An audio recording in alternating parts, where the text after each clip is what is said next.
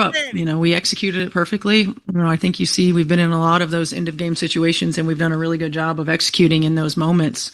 And we got the shot, and C stepped up and made a hell of a shot. Wow. Caitlin, that I think is your first buzzer beater to win a game in the WNBA, which you're kind of known for from college. Mm-hmm. How important was it, and maybe also, Steph, for you as well, to have that go and not lose that game after having... Those plays get put together during after-practice sessions. Everyone on the floor understands their assignment and knows exactly where to be. The person throwing the ball in rarely gets recognized for their contribution. That pass had to travel the full length of the court and skip over a defender who nearly got a finger on it. The whole thing worked out because the defender went for the steal, which left the shooter completely free. That ended up being the most open look of the entire night. To have that go and not lose that game after having such a huge lead. Yeah, I mean, I think you always think about ways you want to get better, and we certainly crumbled a little bit, and we would have liked to definitely have played the third a little bit better and not let them beat back in the game, but this is a hard league to play in, and you take a win in whatever way you can get it. And when we go down the line here, and nobody's going to look back and be like, oh, well, the Fever probably should have lost this game but made a buzzer beater. No, it's a W. It's a win for us. So, when asked whether that final play was something Stephanie White drew up, White confirmed it was actually Austin Kelly who designed the set. Austin handles a significant portion of that kind of work. That acknowledgement raised immediate questions. Austin Kelly apparently drafted the play that put Caitlin Clark in position to hit the game-winning three, not the head coach. Oh, it's a W. It's a win for us. So, we're happy about that. But also, you go back and look at everything and find a way to improve, and certainly improve our defense the best we can. But, yeah. Wow. Yeah, I mean, look, it's about finding ways, and we found a way, get a couple of defensive stops, a couple of buckets. I thought, when we had the loose ball that Shakira got, and C found Kelsey, and somehow she found her balance and made the layup. I mean, those are all. That is a notable admission, and it points to something bigger happening inside the Indiana Fever organization. The question worth asking is whether the Harmon family, the Herb Simon family, or Pacers Entertainment made a deliberate decision to shift offensive control toward Kelly, because from the outside, it genuinely looks like the Fever's scoring system is being restructured from the ground up, and White may not be the one steering it. As for Clark herself, White said she made an incredible shot, and that moments like this are exactly what Clark was built for. That raises another question. If Stephanie White knows Clark thrives in those moments, why has the ball consistently gone elsewhere? Kelsey, and somehow she found her balance and made the layup. I mean, those are all winning plays, and it is a hard league, and Washington is a team that just keeps coming at you. And they're a resilient group. They kept coming at us. It wasn't perfect. It's not going to be, but finding a way is important. And this group grew tonight. Coach, what can a signature CC moment like this do to sort of just quiet the noise and give you guys a ton of momentum? I don't know that the noise is ever going to be quiet. This is what Caitlin does. She makes big shots, and she has big. Why have sets been drawn up that do not center around Clark? Because the answer now seems clearer. It looks like Austin Kelly has been handed the keys to the offense, and the results are already showing. White also spoke about Clark's recent stretch, noting it has been a difficult 18 to 24 months. Clark is still working her way back to full confidence. Every made shot, every big defensive stop, every sharp pass to a teammate represents another step toward feeling like herself again. Never going to be quiet. This is what Caitlin does. She makes big shots, and she has big moments, and Oh, now she gonna be on a Caitlin Clark. Oh, now this is what Caitlin Clark does. This is what Caitlin Clark does, huh, Stephanie? If you know that, why you ain't been giving her the ball, huh, Stephanie? Why you been drawing up plays that's not for Caitlin, Stephanie? Or did the Herb Simon family, Pacer Entertainment, White emphasized that generational talent gets taken for granted, and what Clark delivered in that moment was exactly what the team needed. Clark, meanwhile, acknowledged that sitting out most of the second quarter made rhythm hard to maintain. No player ever wants to be pulled off the floor for foul trouble. Staying locked in mentally during those stretches is the real challenge. There is also a separate conversation happening around Caitlin Clark's foul trouble. The pattern has drawn attention because a number of those calls looked questionable, yet challenges from the coaching staff have been essentially non-existent. Pacer Entertainment say, you know what? How about we let Austin Kelly run the offense, Stephanie? Because that's what it looked like. It looked like Austin Kelly is about to fix this damn offense because you don't know what the hell you're doing, Stephanie. You don't know what you're doing. You don't know what you're doing. How many points did Kayla have today? And look, we gonna get right back to this. How many points? Because that is something the organization may need to address going forward on the broader defensive performance. Lexi Hull said the group is starting to trust each other more and move in sync. The problem is that foul trouble keeps showing up late in games and keeps sending opponents to the free throw line at the worst possible times. Hull herself committed a foul near the end that briefly put the opposing team ahead. Cleaning that up is the next step. Hull also described watching Clark's buzzer beater from the bench. And look, we gonna get right back to this. How many points? Because I think we is about to see a shift.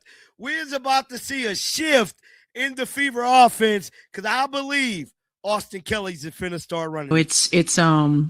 I think when you have a player like her, it's very easy for people to just take it for granted and to think that everything that she does is always going to be easy and flawless. And she's just going to step up and she's going to do it every time. And, it's number one, a lot of work.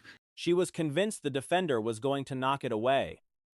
When it slipped through and fell, the relief hit immediately. For Hull, it was one of the biggest plays of the season. And seeing Clark deliver in that moment mattered beyond just the box score. The win keeps the momentum going, and the team as a whole appears to be building something real. Indiana Fever PR is apparently requesting a retraction on the social media post Sophie Cunningham co-signed. The original content had cast an unflattering light on the Fever's leadership and coaching staff. Because apparently, fans enjoying themselves is some kind of problem. It's number one, a lot of work that she puts in. Number two, it's been a rough go over the last, 18 to 24 months for her. And so she's finding her way. And every opportunity that she gets, to hit a shot like that or to get a stop. I mean, she got a big defensive stop for us. To get a pass like she did to Kelsey is an opportunity to continue to feel more and more like herself and grow that confidence back. And, I say this often. Sophie Cunningham has since reversed course, is now insisting there was nothing unusual about the final play. The message was essentially, move along, nothing to see here. This came in direct response to a meme circulating across social media. One that Sophie herself had shared and that Caitlin Clark had even commented on, along with several other people. The meme suggested the team went completely off script on the game-winning play. Here is where the contradiction gets difficult to ignore. Lexi Hull speaking on radio, gave a direct quote, "We were trying to draw a foul there." Entertainment, some hope, some fun. Forget it. Forget about it. You get nothing and you'll like it. You'll get nothing and you'll like it. Sophie Cunningham has now come out and she's like, nothing to see here. Please move along. Leslie Nielsen style with in the Naked Gun where the explosions are going on behind him. This is the CNN.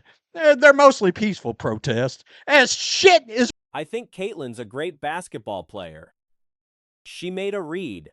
Sophie was able to deliver a perfect pass to her. She knocked it down when it mattered. Lexi Hall herself confirmed it. That play did not go the way the coaching staff had designed it. Sophie Cunningham is Protest as shit is burning down behind you. Sophie Cunningham has come out and she's like, wait a minute now. Wait a minute. You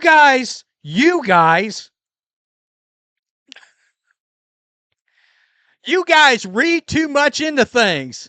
That's the exact play our coach drew up, and we executed it perfectly. So is Caitlin Clark. The two together generated real excitement. From the moment that pass left Sophie's hands and Clark knocked down the game winner, fans were actually having a good time. Something that has been increasingly rare around this team. The deeper frustration runs back further than this one play. The Fever's handling of Caitlin Clark's injury situation, both last season and this one, has steadily worn down trust among the fan base. Listing a player as probable while giving no real clarity on her status is seen as dishonest. Executed it perfectly.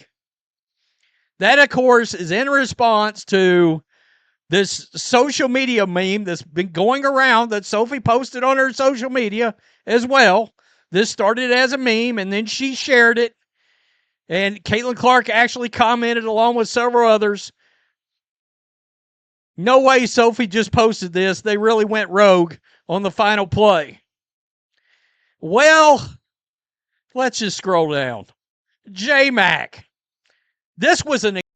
Fans planning to travel to Indianapolis and spend real money deserve a straight answer, not vague injury designations designed to cover all outcomes.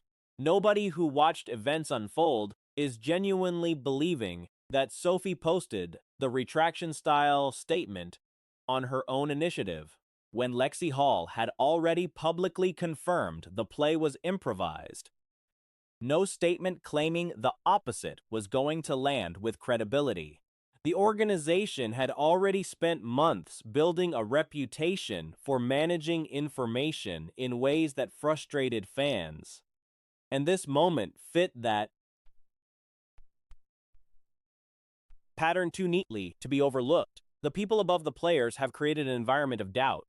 When a franchise conditions its fan base to question every official statement, that skepticism doesn't disappear just because the person delivering the message is popular. This was an exact quote. An exact quote from Lexi Hall on the radio. Quote, we were trying to draw a foul there. I think Caitlin's a great basketball player. She made a read.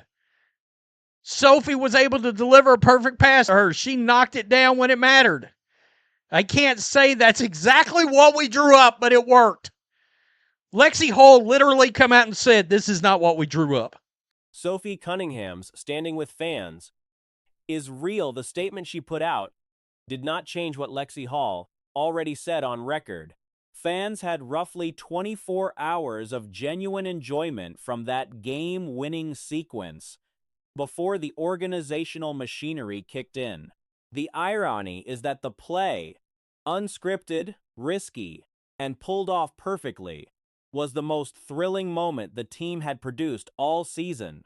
The instinct to walk it back, rather than embrace, it says more about the Fever's internal culture than any press release could. Said this is not what we drew up. It went off in a different manner than it was drawn up.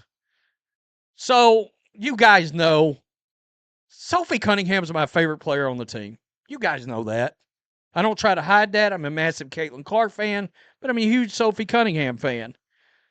But Sophie, nah. And let me ask a question of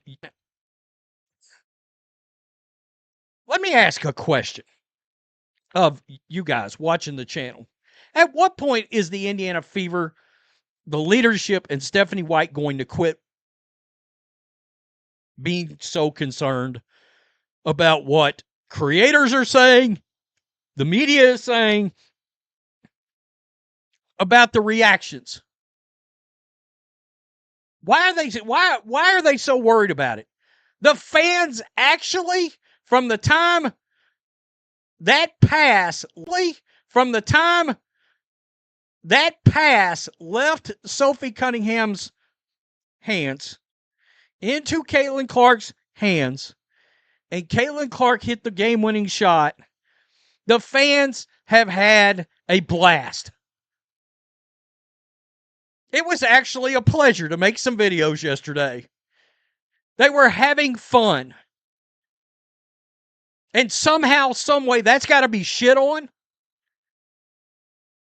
We're not going to be able to have that. Unauthorized fun on aisle 4. Aisle 4, unauthorized fun. And on top of it, Sophie, right, wrong, or indifferent, the Fever get what's coming to them, the leadership and the coach, because of how they've handled this Caitlin Clark injury. That's where it all starts. That's where the distrust started. The way they handled it last year, how they've handled it this year,